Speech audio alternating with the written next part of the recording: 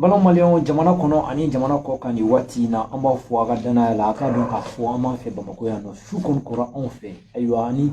Bado, Ben Rambolo Pino, Mabel Javarai, Rebella Jerebado. Donc, en ce moment, client nous là.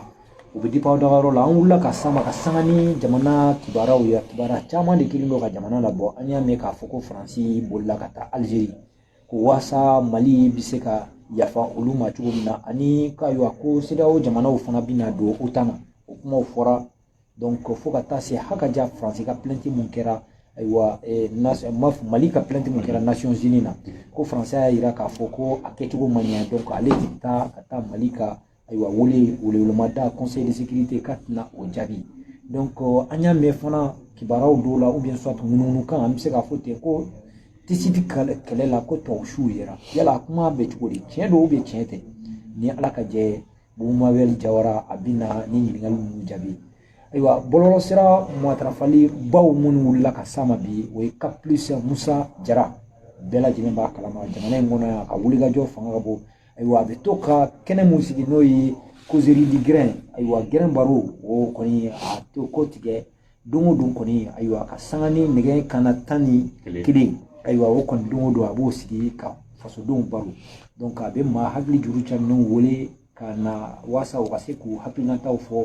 jamana lahala fo ka taa hakaja diɲɛ kan ayiwa énergie digitale ayiwa anw fana wulila ka se fo ka taa se Bumabel Jawara TV ayiwa anw de bɛ direct la donc an bɛ min ɲini aw fɛ a ka partager ayiwa an bɛna ɲininkali tɛŋɔ la ne na n tɔma kɔni Musa Konate donc n'o ye ne an bɛna ɲininkaliw tɛŋɔ la ni ala ka jɛ n tɔma micro filɛ na an bɛna a daminɛ inchallah voilà ni ala ka jɛ donc ɲininkali fɔlɔ ne b'o tɛŋɔ la après an bɛ sɔrɔ ka kɔrɔfɔw di ma Bumabel Jawara an b'a daminɛ ni Mali ka plainte ko ye min kɛra Nations Unies la maliyɛnw kɔni bɛɛ dabala banna parce que depuis transition rectification an bɛ se k'a fɔ ten a deuxième phase daminɛna an ka jamana famaw ye sɛbɛn fɛn o fɛn kɛ a kɛra communiquéw ye jamana kɔnɔdenw y'u yɛrɛ y'a la bɛɛ ka kɛcogo ɲɛna mais ni min kɛra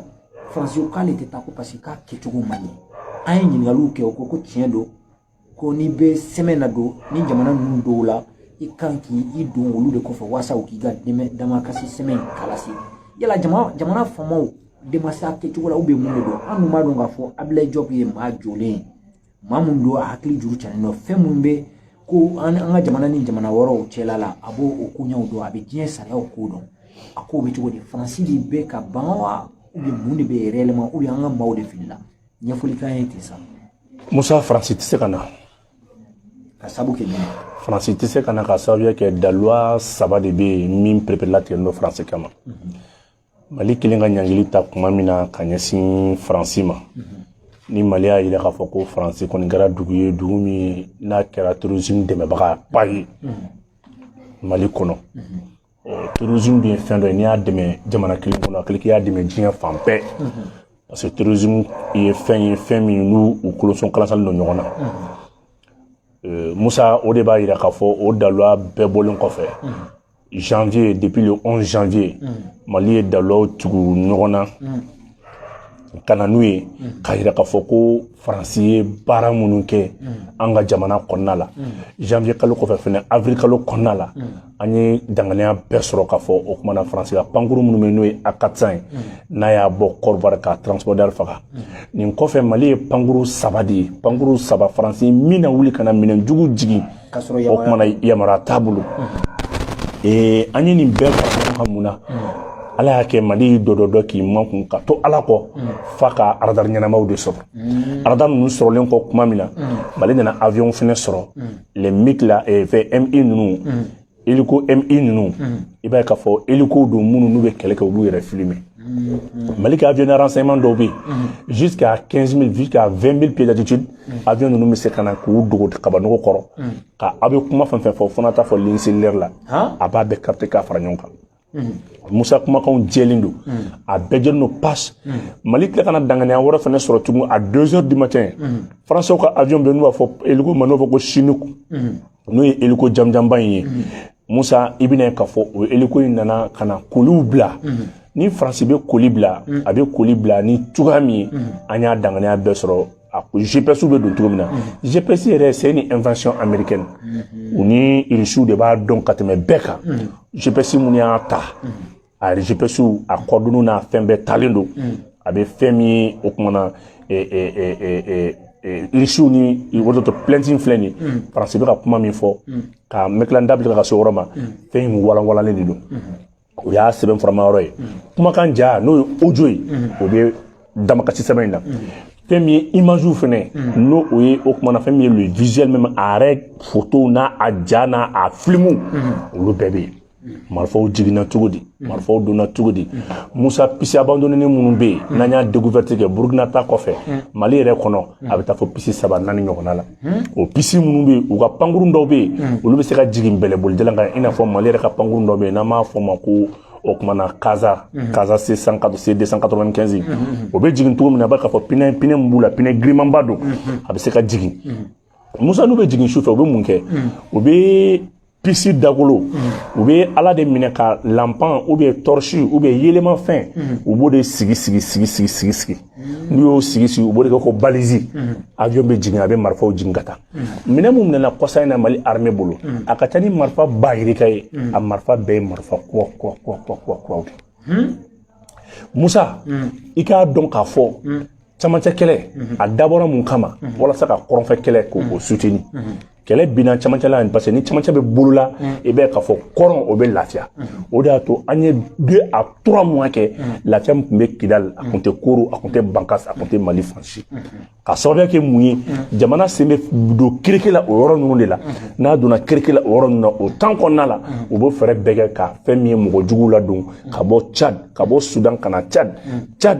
o kumana u bɛ don n'a ye Niger o de y'a to avion kilancɛ bɛɛ bɛ bɔ Niger ka na déchargement kɛ Gao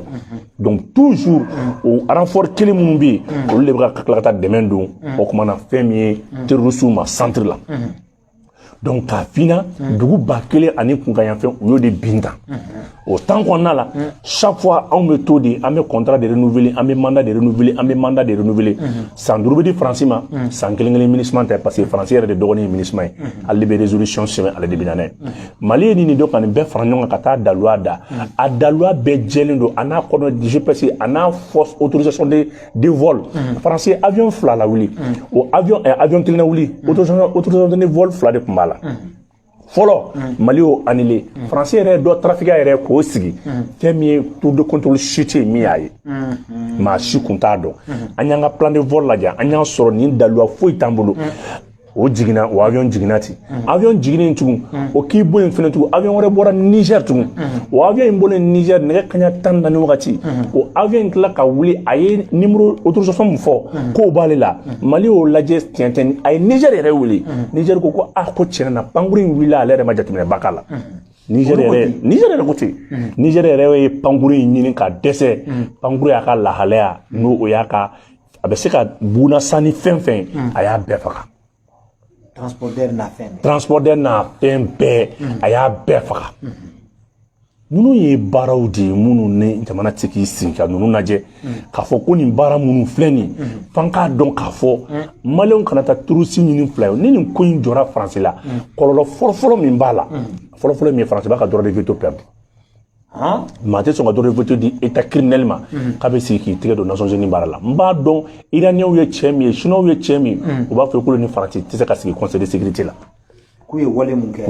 kɛ barisabula Uranda ta kɔfɛ fɛn min kɔni ye o kumana Biafra ta kɔfɛ diɲɛ se k'i sigi n'o ye Nigérien ye ko Faransi tɛgɛ jelima bɛ n'i sigi mɔgɔw fɛ ka baara kɛ nin daluya mun filɛ nin ye nin bɛna kɛ maloyaba de ye nanzaraw ma kɛrɛnkɛrɛnnenya Faransi ma min n'a fɔra Faransi ye kabini san 600 san 200 dɔnnikɛlaw y'a fɔ an na dugu farafinna woro dugu an b'a bolo de tiɲɛ don mais n'a ma fara dugunin na n'o ye Mali ye u yɛrɛ ka savanbaw y'a f'u ye n bɛ misali d'i ma u ka politicien dɔw bɔra k'a fɔ Makɔrɛ ko n'a ye archive lajɛ dɔrɔn a bɛ o kumana fɛn min ye farafinna cɛbaw kɛrɛnkɛrɛnnenya Mali cɛbaw a b'o ye n bɛ maa fila ka saya n bɛ hakilinaji ko la u b'a fɔ min ma ko Seku Sise minɛla san 1917 Faransi y'a minɛ Faransi kelen k'a minɛ i b'a ye k'a fɔ Faransi ye cɛ torturé k'a don dingɛ kɔnɔ k'a bɔ fɛnw na a ye kaso kɛ Maroc a ye kaso kɛ dugu caman na ka tila k'a minɛ a hakilina nɔfɛ dɛ o ka sɔrɔ don min na a b'a fɔ farafinw ma k'a fɔ ça filɛ san 1931 32 comme ça a b'a fɔ don min na farafinw ma ko Allemand minnu filɛ nin ye Irisi minnu filɛ nin ye k'an k'a bila an kunna Irisiw an b'a la k'an kɛw kan mais don dɔ an ni ninnu hakilina ka surun ɲɔgɔn na. Tiɲɛ côté u y'a minɛ k'a lahalaya k'a tɔɔrɔ k'a torturer fo kana bila san 1947 ka n'a faga. Ale ye jɔn de ye? Segu Sise Segu Sise kun bɛ an b'a fɔ min ma ko tirailleurs maa lajolen kun don maa dawulama kun don fɛn min kɔni ye kɛlɛkɛcɛ a bɛ tirailleurs minnu fɔ sɔrɔsi minnu embarquera ka n'u taara ka taa o cɛ jolenba kun don. Dɔnniya fana ka bon. Dɔnniya kun b'a la n'o bɔra an ka étudiants kun bɛ yen n'u b'a fɔ ma ko Boubacar Garan Kuyate ne ma fili Boubacar Garan Kuyate kɔni don u ka so filɛ Badiala ou bien Bamakɔ kura yɔrɔ in na nin u ka duba bɛ yen ale yɛrɛ fana wulila ka fɛn min Soudanais ka étudiants minnu bɛ Faransi olu ka kɛlɛ wuli k'i cɛsiri o kɛlɛ ma a y'i cɛsiri la kosɛbɛ nanzaraw y'a minɛ ka nɛgɛ ka lam ka pince ka a faga ka nɛn sama ka bɔ ne ko aw bɛ nin suguya ninnu bila min donc k'a f'i ye aujourd'hui k'a daminɛ kabiri Soudan k'a b'o la ka na République du Mali la daluya bɛɛ bɛ Maliyɛnw bolo k'a fɔ ko droit fɛn min ye droit de l'homme ye Faransi se k'a défend ka sababuya kɛ a ye tiɲɛni minnu kɛ mais kɛrɛnkɛrɛnnenya an bɛ wagati minnu na daluya mun bɛ yen Faransi tɛ se ka na mais Faransi ban kuma min ma ne b'o o daluya f'i ɲɛna o ye article 51 charte de l'ONU i bɛ article 51 lajɛ a bɛ sarakisɛ 51 na ale b'a fɔ ko n'a y'a sɔrɔ mɔgɔ min bɛ légitime de défense kɔnɔ gɛlɛya b'i kan e bɛ yɛrɛ lakana na parce que Mali bɛ légitime défense de kɔnɔ siɲɛ joli siɲɛ 51 Faransi bɛ sariya sɔsɔ a bɛ don Mali territoire kɔnɔ kabiri minɛn t'an bolo an y'an to la ka minɛnw san Asimi nan'i débrouiller ka na ni dahalaya bɛɛ ka na yira la o n'a ta o ta a bɛ k'a kɛ ani dafɛ jamanaw Niger ni Côte d'Ivoire n'a ɲɔgɔnnaw a n'olu de bɛ ka jɛ ka baara in kɛ donc bi an ye minɛnw sɔrɔ min n'a daluya kisɛ b'an bolo wa fɛn min ye TCT yɛrɛ ta Irisiw de ka appareil yɛrɛ ye photo caman ta o la wa ale yɛrɛ labɛnnen don ka taa Syria donc k'a fɔ a bɛ ka kuma min fɔ danganiya t'a bolo Nations Unies charte b'a fɔ état souverain membre des Nations Unies n'a bɛ légitime de défense kɔnɔ a bɛ se ka conseil de sécurité saisir. Donc ale bɛ ka nin min fɔ donc a tɛ kɔ tigɛ jangoba. Ayi a tɛ mun bɛ min fana ala tɛ sonfaji tigɛ. Daluya foyi t'a bolo dugu min don a bɛ malo n'a taara bilahi a tɛ wuli n'a malo tɛ a tɛ sɔsɔ. Mais mun de y'a bila nin fɔli la e yɛrɛ bolo? Mun y'a bila nin fɔli la nin bɛɛ parce que a bɛ fɛ ka taa yira Irisiw la fɛn min o kumana loi d'impérialisme bɛ yen u ka taa fɔ ka bɛn parce que o b'a yira k'a fɔ ko impérialistes kana ɲɔgɔn kɔ labila Irisiw dun maa bɛ se k'a fɔ colonie t'u bolo Mali ka dugu coloniser parce que Faransi b'a dɔn Allemagne ni Italie b'ale kɔ cogo min na droit de veto ko la o de ko ka kɛ rogatoire ye bi Faransi kelen se k'i sigi k'a bɛ taa Union européenne kuma fɔ bilen n'a ye a ka colonies perdu wa n'a dun ye Mali perdre a bɛ colonie bɛɛ perdre kelen parce que farafinna gun kan worodugu fan kɛrɛnkɛrɛnnenya CEDEAO dugu peuple ɲɛ yɛlɛnna bɛɛ ɲɛ yɛlɛnna mais Ala ma Faransi hakili dayɛlɛ donc an bɛ se k'a fɔ bi tanama ko min ni o kumana sɛbɛn mun na donna a jɛlen don wa a kɛra sira jɛlen kan wa an ye donc Jɔp ma fili fiyewu Jɔp ma fili hali fitini a ye sarakisɛ min ta 51 na a b'a kɔnɔ o kumana a lajɛlen don Musa n b'o f'i ɲɛna k'a fɔ Faransi bɛ se ka nin de kɛ o temps kɔnɔ a b'a munumunu ka solution sɔrɔ an ka bɛn a la o de solution bɛ ka ɲini sigiliw kɛra Burkina sigili dɔw kɛra Niger kɔfɛ Mali wulila yɔrɔ caman k'a fɔ an ka bɔ nin kɔnɔ an k'an tɛgɛ di ɲɔgɔn ma bi hali n'i ko bi ko Faransi k'i bolo jɔ dugu la k'a bɛ dugu min bonya a bɛ Mali bonya ka tɛmɛ farafinna worodugu yan fan bɛɛ kan k'a sababuya kɛ Asimi wa ni ko ka bɛ président jɔn bonya ni président bɛɛ a bɛ Asimi tɔgɔ f'i ye Ala y'o kɛ bi mais u da tugu da yɛlɛ u dun bɛ ka Mali lajaba surtout an ka fama ninnu effectivement u bɛ ka Mali lajaba u y'u ka politique de n'a Faransi ye dugu dɔ ye n'a siranna a t'a fɔ o y'ale yɛrɛ ma malo ni dɔgɔyama ni dɛsɛ ye donc i bɛ o kɔni o ɲininkali laban ka sɔrɔ ka kuma di n tɔ ma yanni an ka taa sujet wɛrɛ la an y'a mɛn k'a fɔ ko Algérie k'ayiwa ko u bɛ ka fɛɛrɛ tigɛ ko ka ayiwa Faransi bɛ k'i don Algérie la walasa Mali bɛ se ka sɔn a ka yafa ma cogo min na a kana taa a malo an y'o don mɛn yala ko ye tiɲɛ non Faransi ma don Algérie la o sira fɛ Faransi taara Algérie kɔsa in na a taara kun min na parce que nɛnɛ min bɛna bɔ nin Ala de bɛna Mali de Faransi bɛna yɛlɛma ka kɛ Mali de mɔgɔw tun bɛ Mali dɔn courant tigɛ de la Faransi bɛna kɛ san chaque 4 heures de temps courant bɛna tigɛ Faransi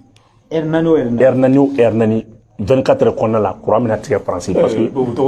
voilà parce que o cogo la fɛn min Ukraine français ka centrale min bɛ Ukraine centrale min bɛ yen n'a bɛ ka ni français b'a fɛ parce que français ka centrale fɛnɛ équivalent bɛ Ukraine Russie ka bombardement y'a touché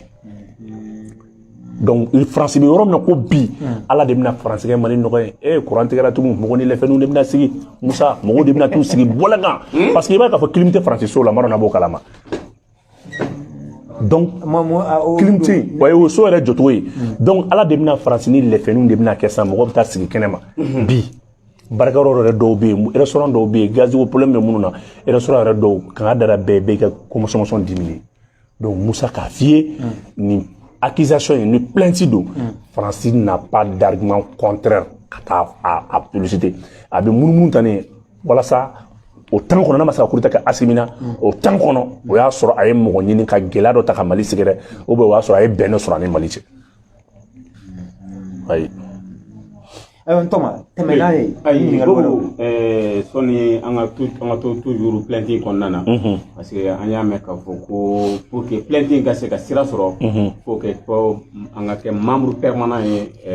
Conseil de sécurité Nations Unies na est-ce que mɔgɔ b'an bolo min bɛ se ka an jɔyɔrɔ ta o kɔnɔna na wa a tɛ se mɔgɔ ma o ne k'i ma waati sɛnɛtɛ m'a fɔ ko n'i bɛ légitime de défense kɔnɔ Mali bɛ légitime de défense kɔnɔ parce que ko légitime de défense tɛ mɔgɔ min bɛ terroriste former ka n'i faga nous avons légitime défense ou légitime défense. Ça c'est une légitimité. Ça c'est légitime défensive. Légitime défense de doré. Maka se qui ire la kana il fera ni to nabagama. Mami nana ito ni kama. Légitime défensive talike ona nyogona odela. Mali bo olda halia de la. Mali be légitime défense de kono. Barsabla Mali agressera de. SOS aérien violé la 50 fois. Terroristes armés là, terroristes fournina minela. Iba ka fo fem boni et lieutenant dɔw bɛ yen n'o o ye o kumana fɛn min ye terroriste yɛrɛ ka lieutenant ba fila ye avion bilala ka n'olu ta ka taa n'u ye donc a bɛ fɛ an ka fɔ cogo di a bɛ fɛ an ka fɔ cogo di donc o ye légitime défense de pure et simple ça répond toutes les caractéristiques maintenant de légitime de défense. kuma dɔ cayalen don bɔlɔlɔ sira fɛ ko tubabusiw yɛrɛ k'a bɛ taa 30 ni kɔ la yala o ye tiɲɛ ya. non tubabusiw mɔgɔ si se k'o danganiya fɔ su jɛmanw de don. su jɛmanw de don mɔgɔ jɛmanw de don donc an dun b'a dɔn k'a fɔ bi tɔw kunsigi ka jan su ninnu kunsigi ka jan tɔw jɛlen don su ninnu jɛlen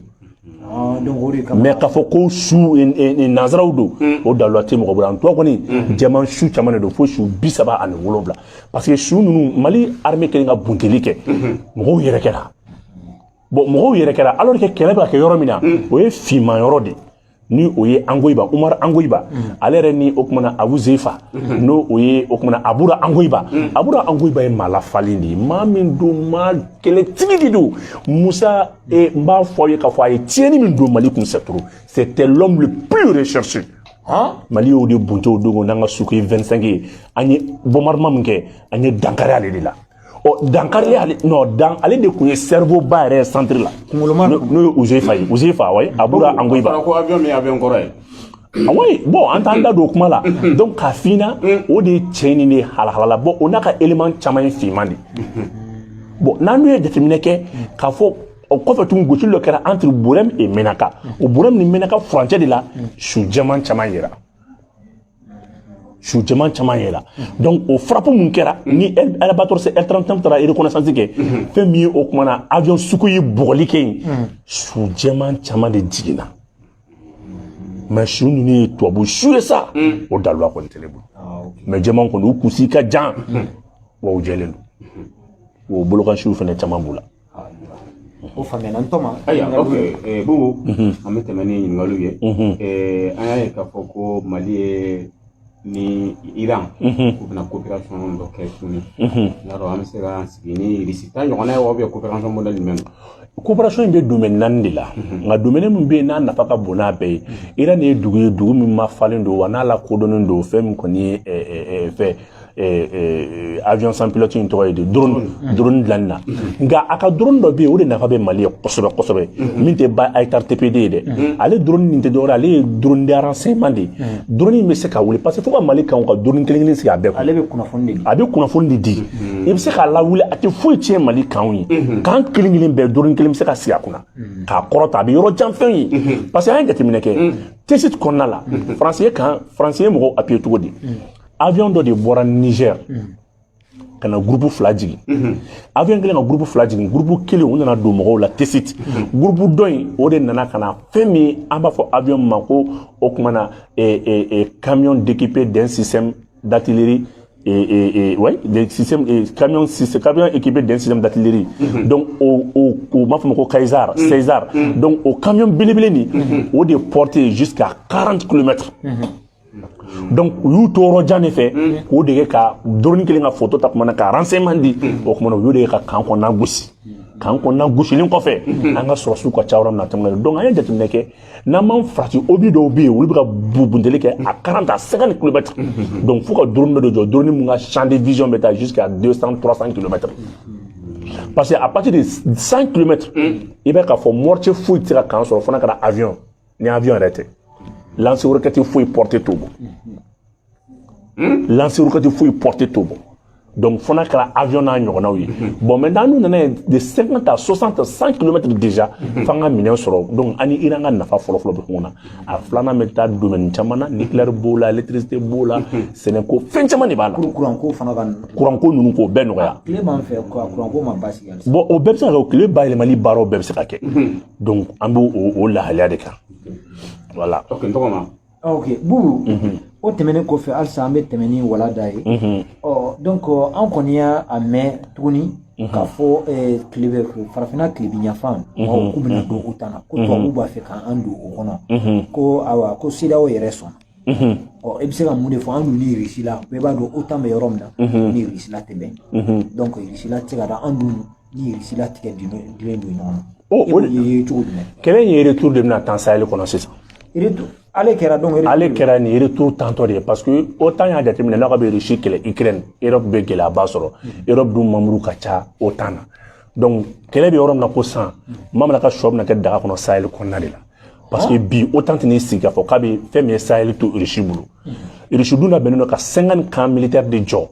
fɛn min ye Mali dɔrɔn ye fɛn min ye 15 bases militaires a bɛn'o de sigi o kuma na fɛn min ye farafinna yɛrɛ kɔnɔna la o 15 bases militaires la 10 dɔrɔn bɛna ɲɛsin Sahel kɔnɔna ma Sahel est 9 millions de kilomètres carrés à peu près. Mais Sahel de Dieu fait un pays. Sahel de la Falendo, Andiko Ndougouro Nafa, tout bébé. Il sous be fait mi non fait, nous et Palajomi, nous au début ka fusée moteur gla, ala Sahel bekodi. Fusée moteur. Fusée, même ka fusée moteur gla, n'est pas la mani. Donc, allez de Sanum Bebono, Sanum Bodido. Ulu di Fenye, Abra Sanum de Abra Marja, Abra Lulu de Akano Lula Jessa. Aïe Luchom, and Palajom, Aïe Lulu de la Jemusa, Ulu de Fenye. Ulu de Fenye. Donc, on veut que fusée Fengla. Fusée moteur ni Fengla. Jérum na Laban, on a Sangola Takadema. Ni satellite Tibolo sans faire d'abord à Kobela. Donc il est à venir à vous glan Sahel kono Sahel dugumi bembi nano betela la ouye Algérie ni Mali donc autant fene be ka partenaire ni CEDEAO dugu chama fait Sahel ko kelela ani terrorisme kelela donc o baro la tira o de ake mina nya fina Assimi abe bo ambe bo CEDEAO la o de to mo ka presser Assimi mo ko na presser Assimi ma CFA ani CEDEAO amanyere tapé amanyere tapé pepe o CFA mais o la tira o ok Mali be CEDEAO la CEDEAO bina contrat kene autant pour ka Sahel kele Sahel Congo kele no e système d'alerte précoce pour ko kele folo ke pour ka tourisme kele autant qu'on a la Mali ni Russie bolo be nyogom bolo Russie de bala ka conseil Mali de Russie de bala ka assistance militaire de Mali ma Russie de Mali ka conseil militaire mo be nyogom ta to di ni mbara munu be ka ke ni yero be ka ke Mali ma consulter Abi ni fait vos contrats ma signé follow. Na sera signé ma CEDEAO du bébé yere prononcer là. Mali te kuma o. Ni bekara foi ma sara una follow. Ni be esi bakala ma CEDEAO chokoro bako kula bene. Mais Boubou, fin wore be avec comme hakli be nyini ga pa kuna. Ama donc a fo Côte d'Ivoire fleni Israël de be ko fournir armement. Iran du nana on fait ni djien buna kuna Iran ni Américains tɛ bɛn o ni fɛn fana kata banani de do quoi Israël est-ce que n'o ko kɛra ten o bɛ se ka fɛn mun na mais mun de ala tanu ye n bɛ kuma dɔ fina i jugu sina mana k'i bolo i tilala o de y'a ti Mali bɛ protection ala ka protection de kɔnɔ par exemple autant faden fɔlɔfɔlɔ ye Rusila ye Israël faden fɔlɔfɔlɔ ye Iran ye ni Israël bɛ yɔrɔ o yɔrɔ Iran tɛ yen i b'a ye k'a fɔ fɛn min ye contre cybercriminalité min bɛna daminɛ Union européenne kɔnɔna la n ka logiciel dilanna Israël de jɔn ye observateur ye Union africaine kɔnɔ o Israël de don Israël de observateur ye Union africaine kɔnɔ e mun na ale de observateur olu de bɛna fɛn bɛɛ jateminɛ o olu de observateur ye donc maintenant i ɲɛ bɛ fɛn o fɛn na bi farafinna yɛrɛ k'a da k'a siri k'a da k'a bila fɛn min ye tubabuw ɲɛ Israël de bɛ n'i cɛsiri a baara la o de y'a kɛ hali Ivoirien ka hélico ni fɛn minnu bɛ ka boli Israëliens ka minɛnw de b'u bolo même minɛn minnu nana Mali la avion fa minɛn minnu nana mais n ko Israëliens ka arme israélienne de don a bɛɛ ye sniper minɛnw de ye donc o ye k'a fina Iran na kun ye ka na Israël kunbɛn yan de ye n'o ko in bɛ ka diya de ye Moussa a kɔlɔlɔ tɛ bien kɔlɔlɔ kelen t'a la il y a ce qu'on appelle la guerre par procuration oui o kana kɛ i n'a fɔ u ka bɛn kana ɲɔgɔn susu non Moussa m'a faamuya à partir du nord Mali déjà vers le sud de l'Algérie et le nord du Mali il doit avoir une base militaire russe fɛn min bɛ yen n'an b'a fɔ ma bouclier anti-missile mun bɛ yen n'a bɛ diɲɛ minɛnkolonba bɛɛ kunbɛn n'a bɛ diɲɛ dilan ka tila ka fɛn fɛn bɛ fili ma a b'a kunbɛn o S300 mun filɛ nin ye o baaraw de bɛ ka installer ka kɔrɔnfɛla bɛɛ kɔlɔsi o ɲɔgɔnna kelen wɛrɛ de fana kan ka tuguni SU kelen wɛrɛ kan ka tuguni maintenant faire vers le sud du Mali k'o fana kelen installer baara de bɛ ka kɛ Iran mana kunfɛ o Iran mana kunfɛ hali fitinin nin baara ninnu ni drone de surveillance ni bɛnna Mali bɛna kɛ de i bɛ ala kali k'i dontɔ don bɔti kɔnɔ yɔrɔ boulevard 3 4 de b'i ɲɛ donc i bɛ kɔlɔsi de Mali bɛɛ bɛ ko Mali bɛna kɛ dugu de Mali o Mali bɛna 4 séjours de kɛ sisan donc mɔgɔw bɛ mais ni m'o kɛ mɔgɔw bɛ don u ye dimi mun don an na donc Mali bɛna 4 séjours de kɛ sans i sigi dans un an i bɛna o de 4 séjours de bɛna kɛ mɔgɔ tɛ don Mali kɔnɔ bilen i don kuma ni bɔ kuma de bɛna f'i ye ni donna an fɛ an b'a fɔ bon mais kalo wɔɔrɔ b'i bolo i b'a ko Gabon ni fɛn bɛ cogo min na o baara de bɛ ka latigɛ o n'an ma nin kɛ u bɛ légionnaires kɛ finmanw ye ka don ka na parce que Mali de ye dugu ye hɔrɔnya ni hospitalité bɛ yen u bɛ don k'an fa ka tila k'an gosi guerre in bɛɛ bɛ kɛ Mali yɛrɛ kɔnɔna la donc patrouille pédestre de bɛna daminɛ policiers bɛ yala de autogares sebakama gare internationale i n'a fɔ aéroport n'a ɲɔgɔnnaw i n'a fɔ suguba n'a ɲɔgɔnnaw policiers bɛna yala de n'i bɛ bɛn pièce bɛ min patrouille tɛ kɛ sufɛ bilen patrouille bɛna kɛ sɔgɔmada fɛ de tilegan dire fɛ Moussa tilegan dire fɛ malien ɲɛda ko n bɛ ka min ɲɛ fana malien tɛ de hali ni drapeau complet don kan ni drapeau vert n'u drapeau don kana k'a kɛ tilen ka don kana c'est pour ça baara in tɛ ka baara ni policiers gendarmes jɔyɔrɔ t'a la c'est pour ça a y'a ka force de l'ordre fo policiers gendarmes bɛ da jɔda min kɛ ani armée ta bɛɛ bɛ surun ɲɔgɔn na Moussa bɛɛ de wulilen k'i jɔ recrutement de bɛna kɛ le Mali on doit aller jusqu'à 50 000 jeunes min kan ka taa maa ba 50 min kan ka taa 50 000 jeunes pour mais a bɛ arrachon ye jumɛn ye n ko arrachon ye 5 000 éléments par région o de jateminɛlen don 5 000 éléments par région. Mali à chaque région. On dit 5 000 éléments par région. Avec les Assimi Nani Sanja, comme ça, la cour min kiri ani brigade ma ali neta hakedo. Fan bebina cercle ou arrondissement ou commune ou fin bébé bina sécurisé. Bara de bega noya PPP Moussa. Iran na to mon flene Iran de bina drone de surveillance ou ke ka be kan killing be drone killing be joluna. So ma foshu.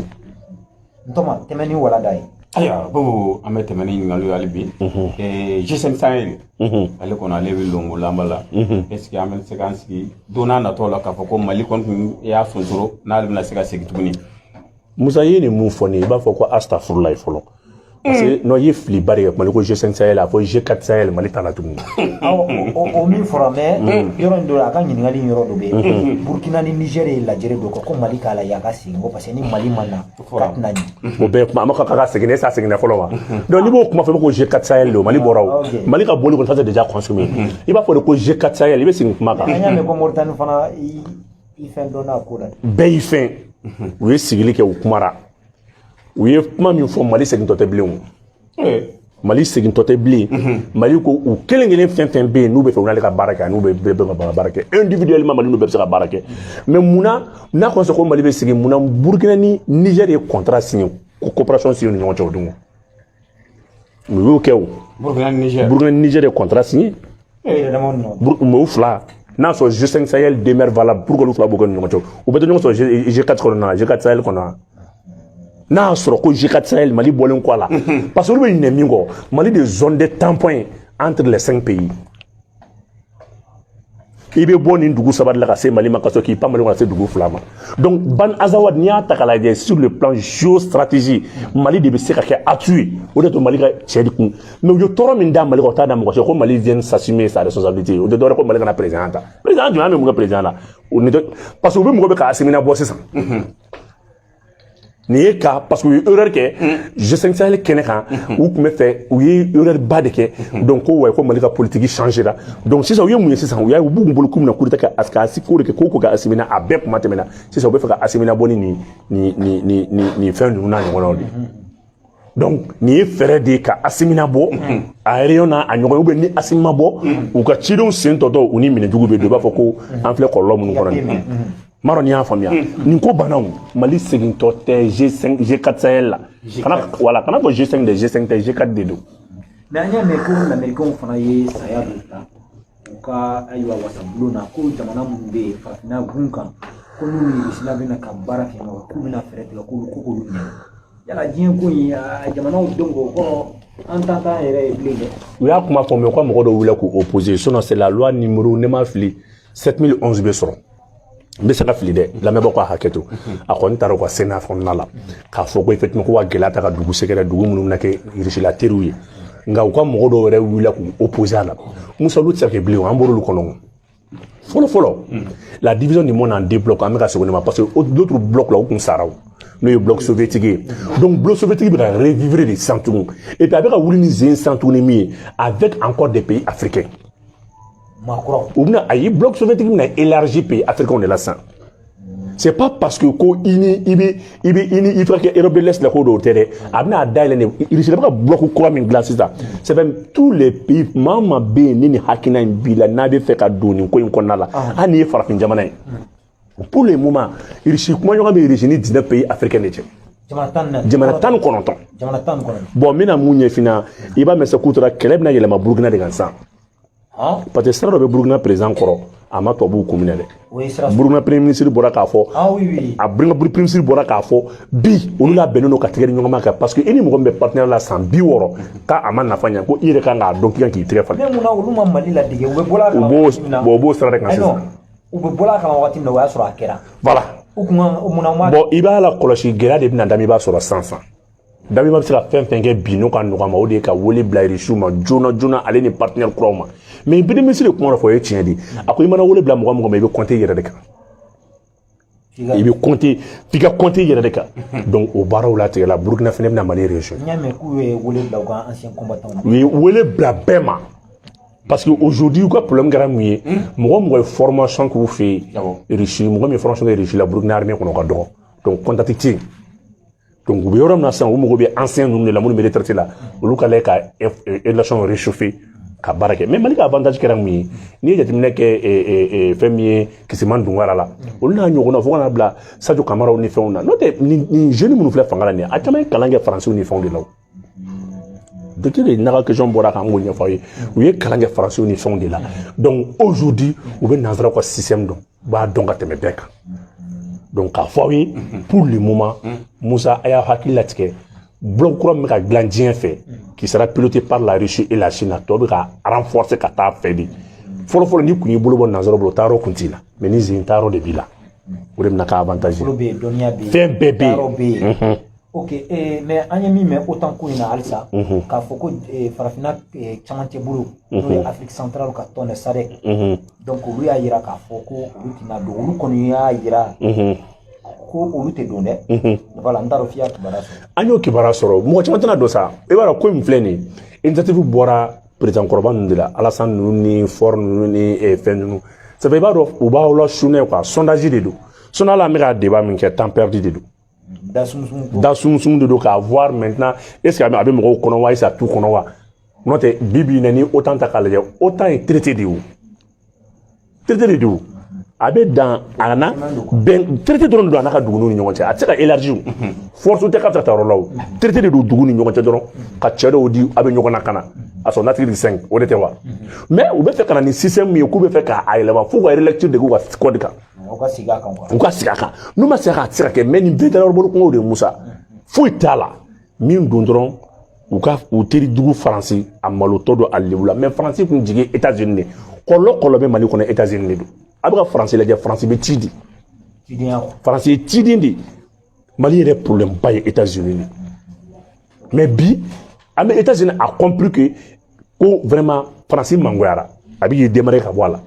son français ba décision chamanta ba ta ki jigi États-Unis mais États-Unis c'est États-Unis français piégé di parce que américain on kale américain ni mana je to am ko ba yere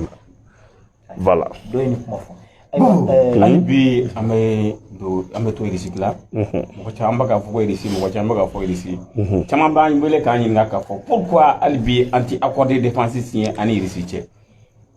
min bi wa accord de défense di chien juli france ba hakina ta kabi ikunda malika irisi ba fo ni sera malima isera nema cheni muso demse mabakoro mama toujours dans malais sera nema mais jusqu'à présent quelle est la nature du contrat qui lui l'a reçu qui lui le Mali a la reçu amour de ñinu ko donc pour le moment tanika baray mena munu flek a dema e flek a sukoy 25 mun soro ni e bulu ko warde ba sega la sima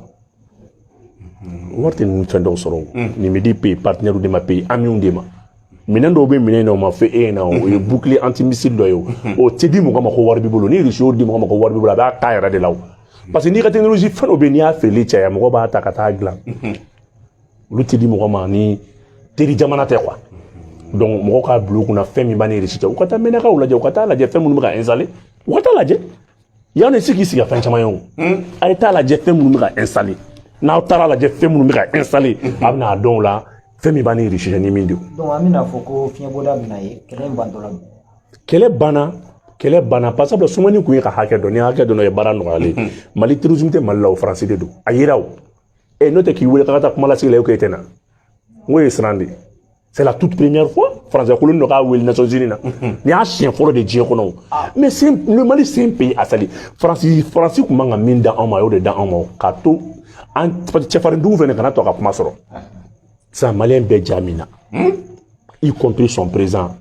colonel Assimi Goïta abana PPP Moussa mo ni judo e kelen no ale abana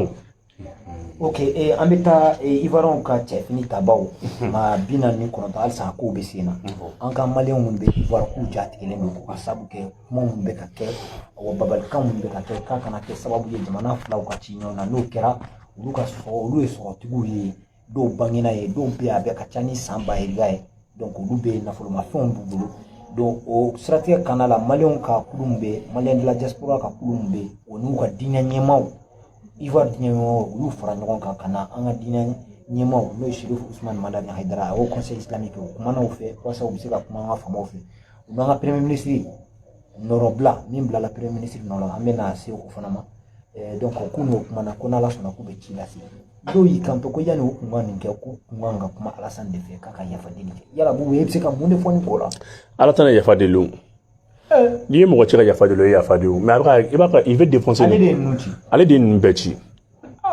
mo chilin fe ni be ala san ga chilindi idla ka me ko malien mo tira ta la san fe ayamoui bon ni fe na len fleni ni be ala san ga chilindi avion ala san be avion de ke mais ba no ka fo la be mu be ala san na ki jongala la be parce que Alassane Kolono ni mo ni jivu muru de kleme ka labe bon ni jonga la photo de gal la be munu bilo lankarle wallahi no Alassane ayo ko no tegede jivu te so ma de était ou bien na bombardement qui fait ba ka photo excuse États-Unis ni France bita ma keme faray fi sans keme bakele no beto ko ya fama bo tout jo ala bada jivu muru ka tableau de donc Alassane Bila ben jivu de boulot donc jongala a tout fort quoi mais ni aller de ni beti jama fen fe bika ti aller da beti Nations Unies o fen no ni be aka ti dindi al concert ani non ay sa concert ani le dugu nga dimi o ka droit malé on kan ku frati dron le wakati nunu na k'a dɔn k'a fɔ wari ka di fɛn bɛɛ ka di mais ni gɛlɛya dɔw bɛ yen i b'i yɛrɛ ni na ka na quoi mais k'a f'i ɲɛna mɔgɔ mɔgɔ nalen filɛ nin bɛɛ ye Alasani ka ciden de mais kuma ye kuma fila de jɔnw de don u nana mun na ne y'a dira mun de kan ka kɛ ne hakili la délégation in n'o jaabi nana quoi délégation in bɛ ka baaraba de kɛ délégation in nana ni jaabi yɛrɛ yɛrɛ de bɛ délégation in bolo o jaabi ye jumɛn o jaabi ye mun ye n'u bilala mun de b'a kɔfɛ u y'o jaabi fɔ parce que e bɛ ɲinɛ min kɔ Mali diplomatie ɲɔgɔn tɛ yen quoi Mali diplomatie de ɲɔgɔn tɛ yen i m'a ye Mali diplomatie bɛ ka baara min fɔ ninnu ye ko bilali tɛ baasi ye koyi n'u bilala mun de b'a kɔfɛ parce que u dɔnna ka ban o c'est pour ça erreur kɛra erreur fila de Alasani tun bɛ se ka nin ko ban nɔgɔya la o Alasani ye erreur ba kelen de kɛ o ye jumɛn o ye conseil national de sécurité a y'o mun kɛ o tɛ kɛ o kɔrɔ kɛ ka dugu de fo a kan la ko sans délai ale de y'a ka dugu ale de bon ale man k'o kɛ parce que n'i b'o kɛ i b'o kɛ n'a sɔrɔ ka dugu de menacelen don mais e de ka mɔgɔ taara mɔgɔ wɛrɛ fɛ yen est-ce que conseil réuni n'i bɛ conseil réuni i bɛ conseil national de défense de réuni pas la sécurité sécurité ça concerne l'intérieur de ton pays o ye kɔnɔna de ye en fait e kun b'i ka défense de réuni o kɔrɔ k'a fɔ n'a ma kɛ i bɛ offensive mêlée ka tigɛ mɔgɔw nɔfɛ mais maintenant e ye sans délai fɔ i b'a fɔ ko Mali de bɛna nin kɛ ka tila ka wuli ka taa e nɔfɛ tugun non bon ale tila k'o kɛ ka tila k'o présider n'ale y'o kɛ ka ban ministre ka communiqué bɛ mun nafa ɲɛ o la bilen quand le président parle Alassane kumara Sud-Afrique Moussa ye mɔgɔ kalannen de sa quand le président communique sur un dossier o y'a bannen de ye o Alassane kuma ka communiquer sur le dossier o ko in bɛɛ kɛra Assimi na gouvernement de bɛ communiquer donc Assimi ma kuma o mais ni Assimi kumara don o don o bɛ gouvernement ka kumakan bɛɛ bin ka jigin Alassane kun kan k'i mankun de la diplomatie voudrait que Alassane kun b'i mankun ka communiquer to ministre ka communiquer ma n'ale kumara don min na o y'a bannen mais Alassane ko k'a bɛ fɛ ko Nations Unies ka bɔ k'i yɛrɛ ɲɛfɔ donc là tiɲɛni kɛra yen olu fana bɔra k'a fɔ o kumana u n'anw tɛ wa an n'anw bɛ mɔgɔ cɛ an t'u cini ni marifa ninnu ye donc e yɛrɛ bolo u y'a janfa o yɔrɔ non o yɔrɔ bɛɛ la Nations Unies MINUSMA ni Alassane janfa o Alassane yɛrɛ ye tubabu dɔn Alassane y'a dɔn ko bɛ laban finmaya de ma wallahi i bɛ dilan ni bɔgɔ de wa i bɛ laban bɔgɔ kelen ma wa finman de ye diɲɛ dugukolo fɔlɔ diɲɛ den fɔlɔ ye finman de donc Alassane yɛrɛ y'a dɔn tiɲɛ yɛrɛ la ale ye farafinna janfa n'o tɛ ni Alassane kun bɔra ka délégation kɛ MINUSMA kun k'a fɔ dɔrɔn an da tun bɛ papier dɔ dilan ka kuma dɔ fɔ dɔrɔn Nations Unies kun mana accordé seba mais ne ko e k'a bila i kunna o min kɛra ni Mali de kun ye nin kɛ ça sɔrɔ u nana Assimi nɔfɛ kuluba bombardement tun bɛ kɛ nin na mais Mali ye sabali dugu de ye bonya dugu de don donc k'a fɔ dɔrɔn délégation min nana n tɛ ɲɛbila kuma k'u la mais u nana ni kuma ɲanama de bɛ délégation in da ni y'u ye ni y'u lamɛn kuma min b'u da jaabi min b'u bolo o bɛ bɛn an ka faamaw ma a ka ca Ala fɛ o bɛ bɛn an ka faamaw ma ne kɔni bɛ se k'o fɔ maliyɛnw ye an bɛ se k'an sigi don n'a nataw la ko non jaabi min b'u bolo Mali faamaw ye min ye o jaabi b'a kɔnɔ non Mali faamaw ye jaabi saba de ɲini fɔlɔ-fɔlɔ ye mun ye ko mɔgɔ ninnu nana mun na filanan ye mun ye ko ka yafa deli publiquement sabanan ye mun ye ko Alassane k'i sen bɔ tubabu janfa ka Mali dafiri tubabu bɛ janfa min kɛ ka Mali dafiri ko Alassane k'i sen bɔ o la o kuma saba bɛɛ jaabi bɛ kuma ninnu kɔnɔ wa jaabi sɔrɔla fɛnɛ jaabi sɔrɔla mais kuma bɛ yɔrɔ min na n'u dira mun ne b'a kɔfɛ u b'o jaabi fɛnɛ o jaabi de b'i sen na e bolo kun nana kun ni Ala tɛ ne m'a fɔ ko Alassane ka cidenw dɔn Alassane b'a da kan ka min fɔ e ka tɛmɛ n'a ye aw kana siran kuma ɲɛdɛ a ye kuma fɔ a ye kuma voilà denmisɛnninw aw kana siran dɛ voilà Buru an ta politique ko bunakun kan n'o bɛ Mali yɛrɛ kɔnɔ an bɛna don o de kɔnɔ sisan an y'a mɛn k'a fɔ n'o ye autorité indépendante de gestion des élections bakuruba la n'a bɛ wele ko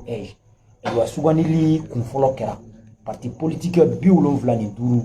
olu de taara ko in na maa 100 ani bɔɲɔgɔn dɔ taara quoi maa 100 ni kɔ ni bɔɲɔgɔn o de ye ayiwa cɛbɔ o de kɛra cɛbɔ ye donc maa 8 o sugandila fɔlɔ o bila donc maa 4 de kan ka taa parti politique la donc o maa 4 ninnu bɛ taa maa 8 na société civile maa 6 ta la maa 3 de kan ka taa yen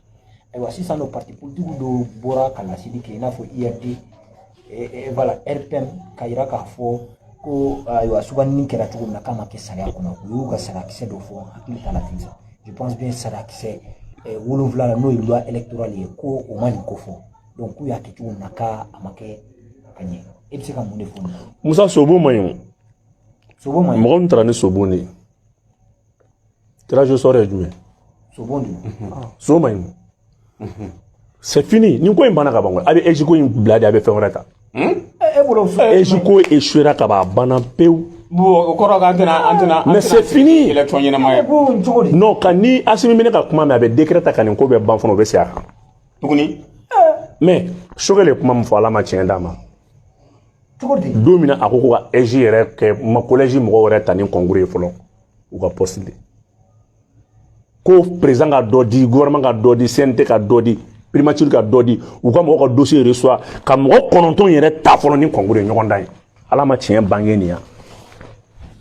parti 200 ani 30 ani kɔ o de bɛ Mali la dɔw ko parti 200 ani 40 parti yɛrɛ minnu bɛ n'olu ka bon n'u tɛ ka taa ni jama dɔɔni bɛ bɔ yɔrɔ jama tɛ parti wɛrɛ kɔ mais minnu bɛ se ka dɔɔni nabɔ olu si t'a la parti ba si t'a la fitinin ninnu fana tɛ olu fana taara ni sobo ni so man ɲi kana sɔn abada jamana kungo la ko bɛnbaliya bɛ na ni bɛnbaliya k'aw bila ka taa tirage au sort la maajolenw bɛ se ka ta cogo jumɛn hali n'u tun bɛ nin candidature confier au conseil islamique la a ka dossier reçoit ka kɛ superviseur assesseur nin ko la au conseil islamique ani cardinal Jean Zerbo merci ngamo de non les confessions religieuses quoi ibe ya fama y na cadre là merci ça fait quoi dîner mo ni dambetu ni tabiatu ko dossier reçoit au bec comme ça ke bo andalente awla mu me fangala mais aya to nu mbulu ka concours ku ni ñoxante so may ali fitini ñu nana ni so bon sirabi ala kana maléon de se ka se soma donc o manya ali fitini kalata bora fɛn fɛn na a bɛɛ labana mun ma a bɛɛ labana mankan ma kabiri manden kana fo segu fɛn min don kala ti fili mɔgɔw ni ɲɔgɔn cɛ a ye bɛn fɔ la ni ko tali man gɛlɛn yɛrɛ ko gɛlɛn tɛ nin ye o mais babu ma nani ere ka kuma ko parti mais parti kɛmɛ ye min fɔ ɲɔgɔn dan bɛ se ka kɛ mais a ko la mais a y'a lajɛ dɔrɔn peut-être o bɛ se ka kɛ option mais bɛn ka k'a la parti 200 ni mais parti 200 ni 70 ni kɔ a y'a lajɛ maintenant c'est le nombre d'élus aka kota di dɔrɔn a bɛ se ka kɛ parti misɛnninw do fana mais parti misɛnnin jɔyɔrɔ jumɛn bɛ jamajɛ baara la n'i y'a mɛn parti n ko élu de don tu n'as jamais participé à une élection i bɛ mun fɛ élection ko la fɛn dɔw bɛ yen i tɛ parti créé dɔrɔn ko tu as droit à la parole o tɛ ci o tɛ se ka kɛ o non Mali tɛ se ka kɛ ten o dɔw ka n'u sigi n'u ka parti récépissé dɔrɔn ye k'u sigi dɔrɔn ko ouais parti de b'an bolo a dɔw ka parti yɛrɛ dan u bɛ taa parti yɛrɛ président min maire de ɲini o t'o sɔrɔ parti dɔ président ma taa ka taa député ya ɲini k'a échoué parti joli président ye député ya ɲini k'a échoué o ye parti ya le président du parti o yɛrɛ ma o kɛra candidat ye élection locale élection partielle élection locale président yɛrɛ ma gagné o parti base bɛ min aw kana su kɔnna ni fɛn dɔ ye sa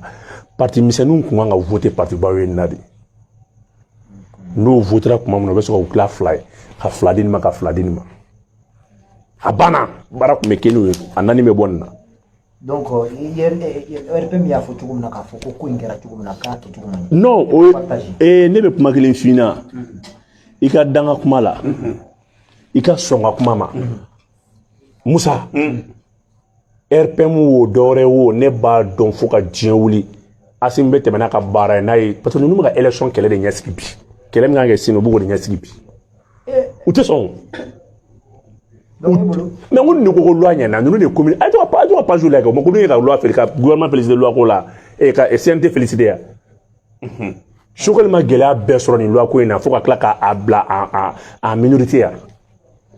gouvernement ma kɛ le gouvernement était très indulgent le gouvernement tun bɛ dimi ko président y'u janfa o mais n ko an bɛɛ tora Mali ko de kɔ mais mun tɛ sabali mun na u ni ɲɔgɔn cɛ ni Mali ko don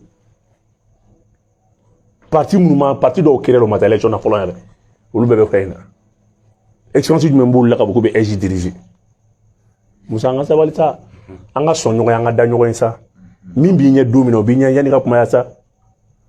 den min wolola tɛnɛn ka mɔ araba ko ka kɛ masakɛ tarata o fana ka gɛlɛn sa dɛ o tɛ se ka kɛ o donc an ka bɔ ninnu kɔnɔ Musa ne y'a voilà donc premier ministre ka bana ko a kuma cayalen don dɔw bɛ k'a jira k'a fɔ ko dogolen don maaw la parce que waati min na ayiwa kunnafonidi sira an bɛ se k'a fɔ jamana kɔfɛ n'o ye Jeune Afrique ye o kun y'a bɔ k'a bin k'a fɔ ko ayiwa ko AVC n'o ye ayiwa jeliboli sira min bɛ mɔgɔw kunkolo k'o dɔw de cira donc k'o de ye primature ye laseli kɛ k'a jira k'a fɔ ko non k'o tɛ k'a man kɛnɛ nga ka a bilala lafiyɛni de la a ka médecin fɛ wajibi la ko nga ka a waati tɛna mɛn a bɛna baaraw daminɛ maaw kɔni y'a i sigi ka ko in jateminɛ mais an bɛ bɔra min kalama président ye décret ta ka nɔrɔbila kɛ awa nɔrɔbila kɔfɛ fana an y'a ye fana parce que parti politique ou bien politique maaw de bɛ maa sɔnni janya ayiwa an y'a ye tapo ka laseli do senfɛ n y'a ye abamako.com ayiwa ka bɔlɔlɔ sira de fɛ donc a y'a yira k'a fɔ ko nin premier ministre mun taara sisan n'o ye Abdoulaye Maïga ko parti politique ma tɛ wa maa mun don ayiwa a ka ɲi a kɛyɔrɔ la donc a bɛna kɛ sababu ye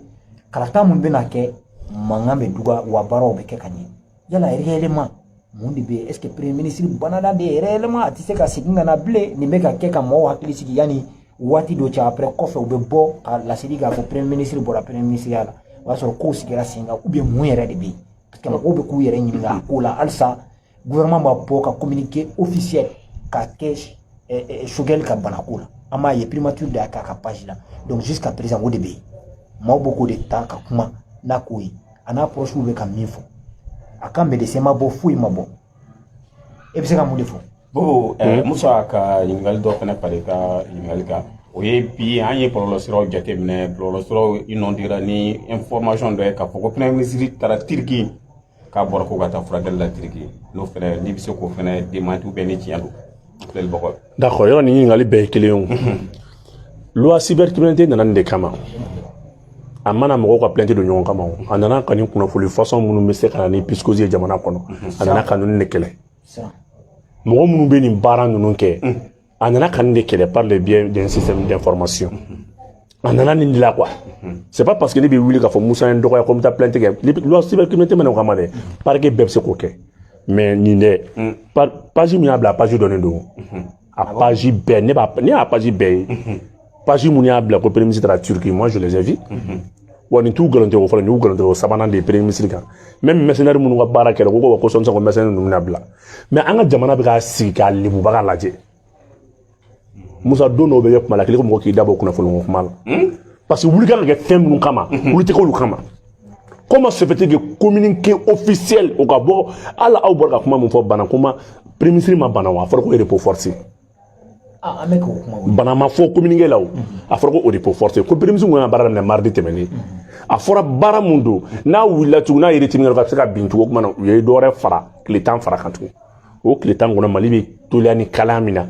u ye Ablaye Idrissa Maïga Ablaye Maïga u y'o bila place la Ablaye ye jɔn ye Ablaye bɛ jɔyɔrɔ min na n'o a bɛ cogo di a kɛ i n'a fɔ Choguel de bɛ yen mais a y'a ɲininka k'Ablaye yɛrɛ dɔn Ablaye est militaire de formation mais c'est un diplomate Ablaye est diplomate di Ablaye bɛ kuma min fɔ ani Choguel ka kuma ni Ablaye ma fɛn fara a tɛna fɛn bɔ la France k'u sigilen don ka fɛn bɔ depuis Ablaye nalen France siranna mun na Ablaye ye université 3 de kɛ France Ablaye sɔrɔsi den don a fa ko ye général ye général Fantamadi Maïga den de don Ablaye kalan kun fɔlɔ bɔlen kɔ la EMIA la Ablaye taara Algérie Ablaye ye diplôme sɔrɔ mun na diplomatie ani droit international c'est de la sécurité Ablaye ye diplôme kun fɔlɔ sɔrɔ la Ablaye bɔr'o la ka na a ye doctorat sɔrɔ yɔrɔ jumɛn Ablaye ye master 3 de sɔrɔ France université 3 la Paris Lyon ani dugu wɛrɛ master 3 de b'a bolo Ablaye ye doctorat 1 b'a bolo Ablaye de kun bɛ ka Mali ka ɲɔrɔbilaya kɛ CEDEAO kɔnɔ Ablaye ye MONUSCO kɛ n'o ye Congo ye ONU ka bolofara min bɛ yen an ka MINUSMA ɲɔgɔnna mun bɛ yen Ablaye c'est un diplomate fier donc bi kɛlɛ min bɛ an na an bɛ ka kɛlɛ min kɛ contre la CEDEAO contre la France ni mɔgɔ b'a dɔn Ablaye b'a dɔn i n'a fɔ Choguel yɛrɛ bɛ Ablaye yɛrɛ ka choix yɛrɛ ne bɛ se k'a fɔ ni nisɔndiya bɛ Choguel la ni bɛ sɔn ka Choguel yɛrɛ ka bana yɛrɛ nɔgɔya kosɛbɛ parce que Choguel bɛ jɔyɔrɔ min na premier ministre tɛ o Choguel bɛ jɔyɔrɔ de ni n tɛ yen jɔn bɛna nɔrɔ bila tellement que jeune ninnu ko ka di Choguel ye bana in jɔyɔrɔ tɛ Choguel la koyi Assimi ka politique kana tiɲɛ bon Ablaye min nana a ye Faransi tɔɔrɔ f'a y'a tɔɔrɔ parce que mais Ablaye ye kalan min kɛ ne y'o de f'i ɲɛna Ablaye seulement bɛɛ n'i jɔyɔrɔ don Assimi ye front kɛ Maliki Diaw ye front kɛ Sadio Kamara ye front kɛ Ablaye ma deli ka front kɛ o Ablaye ma deli ka front kɛ o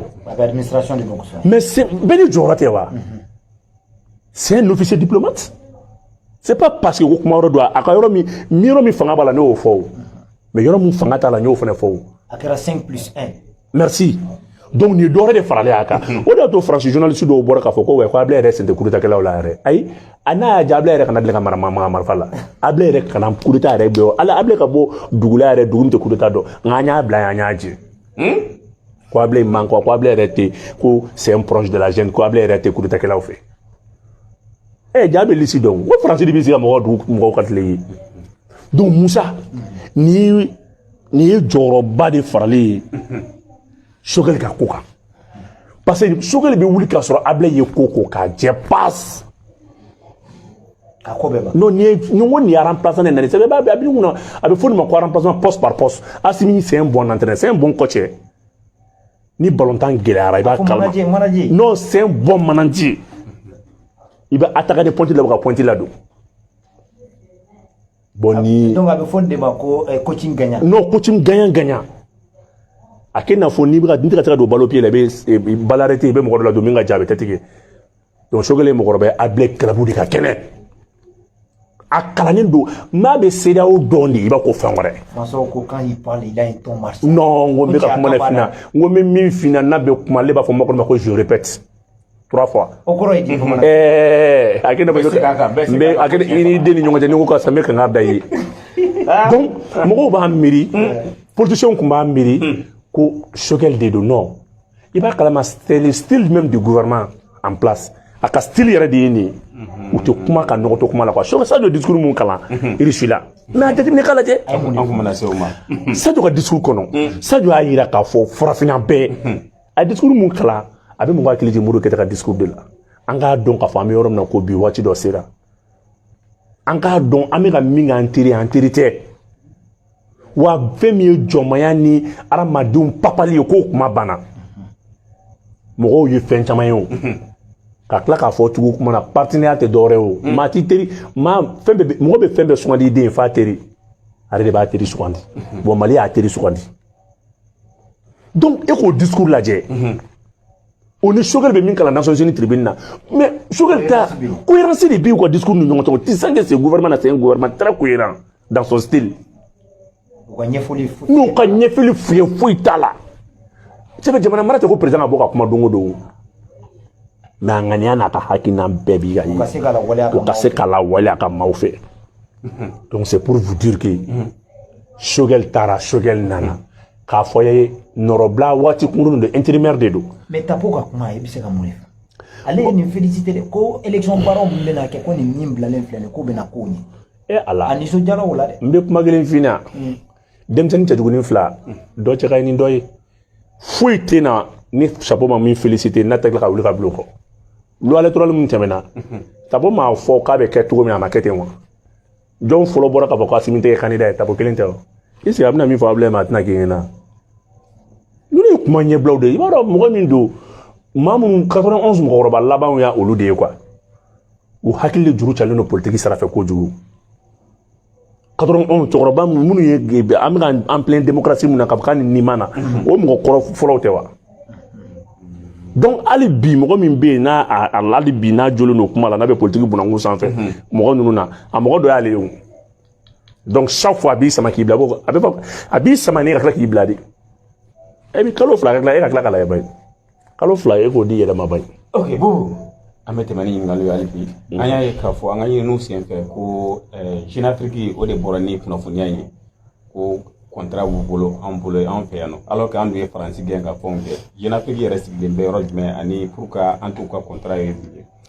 bon tiens là où dans le le contrat qu'on dans le parce que contrat est benkan ni 70 primature rani ou tu as présidence ni uche bon Mali est 30 TV5 ni France 24 ni fin de ke même olu be gen wati na contrat ko molu ni TV5 et France 24 ni RFI oh contrat ko molu fene ni Mali chaw donc contrat ko l'état kono kuma don itse ka fo nte fo don ni primature che contrat ko la ngon ba don bi unuka kuna fo de la miseni munu be dabe filegrina wa Mali ke manki sigala contrat be on contrat to Mali ka ka da ni na nyoko na wala bubu anse ka bokuma la fio parce que amba do malien de la diaspora be kan flé nuko kartini na ko imbe tugodi Oh, o de transition yɛrɛ ka échec ye. En même temps aussi ko carte d'identité mɔgɔw tɛ ka carte d'identité sɔrɔ dɛ. Oui, tu sais que échec min bɛ transition na o ye nin de.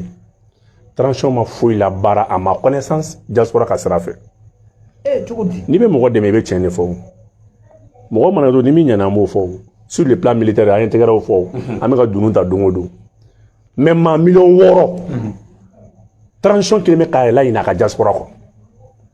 Depuis transition in nana fo bi ne ma ye a ye baara min ta lafiya da la ka ɲɛsin diaspora ma. N b'a fɔ a ma kɛ dɛ ne t'a dɔn pas à ma connaissance. Mais transition bɛ fanga min na bi nin diaspora ka fanga de. Ni kun y'a dan ne ma transition yɛrɛ ma ni premier ministre dira primature dira M5 ma u kun ka ministère 2 di diaspora ma. Ministère kelen b'u bolo. Ministère 2 kun ka d'u ma. Mais diaspora ni ma diaspora faamu cogo de ne ma mɔgɔ ye min bɛ diaspora représenter k'a ye cɛsiri diaspora ye. Diaspora ka mɔgɔ naani de bɛ CNT kɔnɔ. U ka fêtières bɛ yen. U ka fêtières. Mais hali dialogue national fɛn a tɔgɔ bɔra n kɔnɔ assise nationale. An y'u ka fɛnw ye o participera yɛrɛ. Musa. U ka mɔgɔw nana. Musa. Faso in kanu b'u la Musa. N'a bɛ kuma discours clé dɔw bɛ a y'olu to yen sa. Fama fɛ kuma tɛ fama sago fɔli ye quoi. Deku i bɛ kulo de ɲɛma quoi. Bi ni diaspora tɛ yen ninnu bɛ jɔyɔrɔ min na o tɛ bila yen.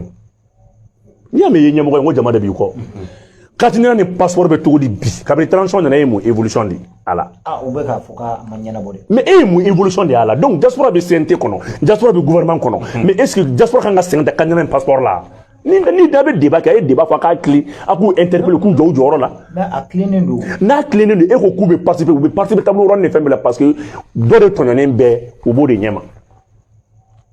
Mɔgɔ dɔ de tɔɲɔnen bɛ n'o ye tunkarankew ye. Mais ne y'a ɲɛfɛ ɲɛna n ko consul ni consulat ninnu kɔnɔna na ambassade kɔnɔna na mɔgɔ wɛrɛw de bɛ baara kɛ yen.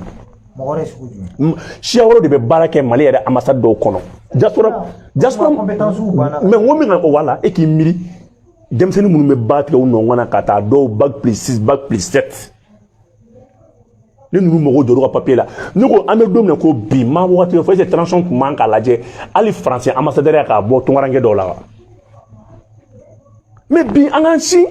n'i y'a ye an bɛ ka transition soutenir an bɛ ka soutenir volet dɔw de kan est ce que bi mɔgɔ min bɛ retraite la cɛkɔrɔba min sɛgɛnna a bɛ ka sɛgɛnna fiɲɛ bɔ est ce que mɔgɔ k'o ta bi k'i bɛ to ka ambassadeur ye dugu la dugu min papier tɛ mɔgɔw bolo mɔgɔw kɔnɔ gɔnnɔ u ka sɛbɛnkow ma ɲɛnabɔ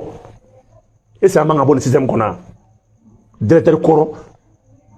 ministre kɔrɔ k'o ta k'o kɛ ambassadeur ye dugu dɔ la ten ou bien n'a bɛ fɛ ka cɛkɔrɔba a bɛ taa dɔ ta ka to retraite la ne bolo an ye démocratie régime yɛrɛ an ye kɛlɛ kɛ nin de kama nin man ka ye transition na ne ma dimi Musa bɛ ka min ɲɛf'i ɲɛna n'i ma tiɲɛ f'i teri ye walahi n'Ala cɛ ni ma tiɲɛ f'i ye jugu sara k'a f'i ye n'an bɛ transition soutenir an kan ka bɔ nin fɛn ninnu kɔnɔ France Espagne Maroc Algérie Sénégal o yɛrɛ ambassadeur kan ka bɔ u yɛrɛ la fɔlɔ ala ka ɲi Mali ka dépense ma bi bi in na yanni ka mɔgɔ dɔ n'a den n'a muso ta yan ka t'o la balo France à coût de millions Malien dɔ ta France ye n'a y'i ja ambassadeur yɛrɛ bonya consul kɛ Malien dɔ ye min bɛ yen déjà un consul kɔni b'u la yen Musa n'an ma tiɲɛ fɔ an bɛ fili dɛ n'an m'an dɔn ko ninnu ye jɔn filibagatɔw de n'an kan ka kuma dɔ tiɲɛ da yir'u la bi rupture kan ka kɛ avec certaines anciennes pratiques dɔw bɛ an kan ka bɔ o kɔnɔ n'i y'a ye bi Malien bɛ bɔ ka sira ta n ko directeur dɔ de m'i jɔ a jɔyɔrɔ ministre dɔ de m'i jɔ a jɔyɔrɔ mais n'a fɔra Malien ka bɔ fo mɔgɔ 600,000 o ka kɛ mɔgɔ minnu bɛ retraite la mɔgɔ minnu fɛnna général kɔrɔ ministre kɔrɔ nin kɔrɔ mais pourquoi ka t'o ta tun ka tila k'o kɛ ambassadeur ye i bɛ taa da Congo a tɛ ne Malien mɔgɔ bɛ jɔ ambassadeur la a tɛ don a mɔgɔ bɛ jɔ ambassade kɔnɔna la u bɛ tilen ka to wele la u bɛ ka wari ci u balimaw ma n'a fɔra ko New York tuma dɔ la passeport bɛ katina bɛ kɛ yɔrɔ min na dugu yɛrɛ kɔnɔna la ani dugu dɔw cɛ 2000 km 4000 km 2000 km environ kilomètre 2000 français yɛrɛ tuma dɔ ninnu bɛ se ka min don passer gansan na c'est plus de 200 € ka taa katina ɲini n t'a dɔn bon o k'i bɔ yen ninnu bɛ wari ci ka na o somɔgɔw ma Mali la yan 240 270 k'a ci ka na katina fichier ko la wallahi n bɛ ka mun ɲɛfɛ mɔgɔ min ka titre de séjour b'a bolo a ka passeport de kɔnɔ n'u ka baara bɛ nin ka na tiɲɛ c'est trop tubabu yɛrɛ bɛ hinɛ dɔw la k'a f'u ma karisa a kɛ tan tubabu yɛrɛ bɛ hinɛ diaspora la bi ka tɛmɛ anw yɛrɛ kan Musa wallahi anga tiɲɛ fɔ anga tiɲɛ fɔ colonel Assimi Goïta ɲɛna anga président an b'a fɛ mais a ka diaspora ka problème ta en compte. Ok, bon, yana nga bo diaspora mɔgɔ minnu degunnen bɛ fanga in kɔnɔna na an y'a ye k'a fɔ victime fɛnɛ olu fɛnɛ ka dossier a bɛ komi a mɛnnen bɛ dɛ. Victime jɔ minnu sara les 10 les 11 les 12 M5 ka wuli ka jɔ. Diaspora fɛnɛ oh bon ko yana ka jo question ma ay anga voilà parce que an bɛ carte ɲini na mais ko fɛn carte nationale k'a tɛ ka sɔrɔ de. o tunnen don k'a tɛ ka sɔrɔ mun na. o tunnen don tiɲɛ la Musa n t'o kun dɔn parce que i b'a dɔn fɛn ninnu ye contrat ni marché kow de surtout transition nana ka fɛn caman de la clé mais tiɲɛ yɛrɛ la a retire ju a k'i kuma min fɔra n ye kumakan 3 a bɛɛ daluya tɛ n bolo n'a daluya tɛ n bolo n tɛ se ka hasarda fɔli la. ok ne bɛ fɛ ka dɔɔni fara o yɔrɔ kan parce que donc ne ye Buguna wele Buguna Baba Danbele ale SACO président ye a y'a fɔ k'a fɔ ko carte nana ye dɔw di mɔgɔw yɛrɛ ma fɔlɔ don n'a nataw la ni a yɛrɛ ko k'a bɛ taa recherche kɛ fɔlɔ a tɔ kan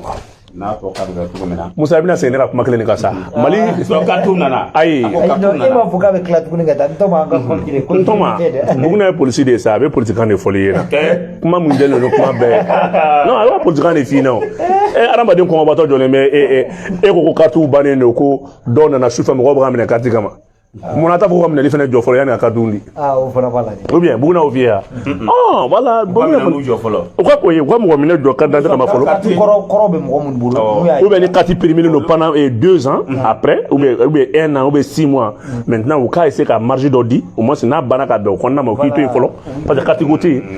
hali banque opération parce que hali ka baaraw do kɛ o bɛɛ b'a la merci a bɛɛ tɛ politiko dɔrɔn quoi hali papier jɔlen don donc n tɛ fɛn min dɔn Buguna yɛrɛ b'a dɔn k'a bɛɛ kun tɛ se ka ɲɛfɔ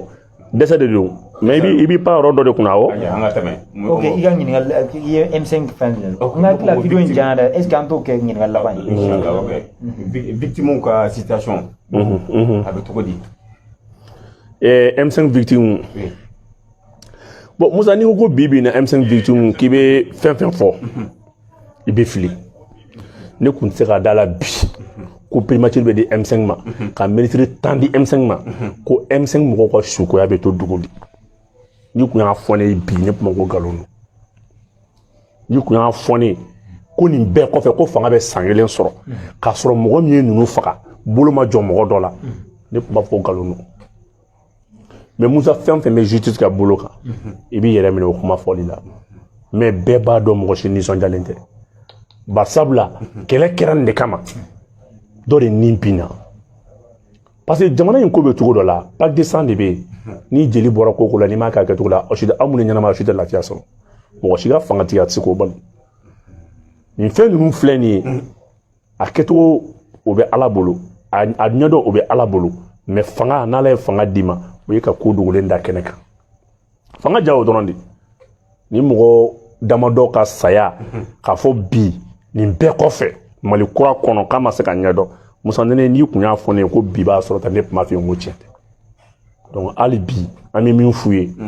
u ka su ninnu M5 ɲɛmɔgɔ minnu bɛ fanga la u kana su ninnu janfa n'u ye su ninnu janfa Ala tɛ sunɔgɔ dɛ parce que bɛɛ de t'i da nin ko i b'a fɔ fɛn ma kɛ Mali révolution ma ban fɔlɔ dɛ parce que Malien ma lafiya mɔgɔw ka hakili to a la dɔw bɛ ka lafiya dɔw su kan Musa don ka ca Ala bolo dɛ don ka ca Ala bolo dɛ an bɛ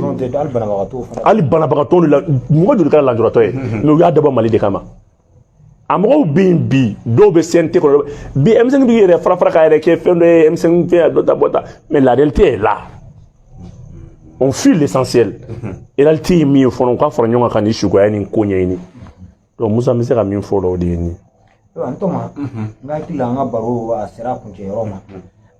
maliyɛndenw jamana kɔnɔ ani jamana kɔ kan nin waati in na an b'a fɔ an bɛ hakili jigin kɛ hali 3 de bɛ énergie digitale Bobo Mabel TV fo ka taa se Cap Mali Plus anw de wulila su in na ka na ayiwa an ka mɔgɔ denkɛ tɔma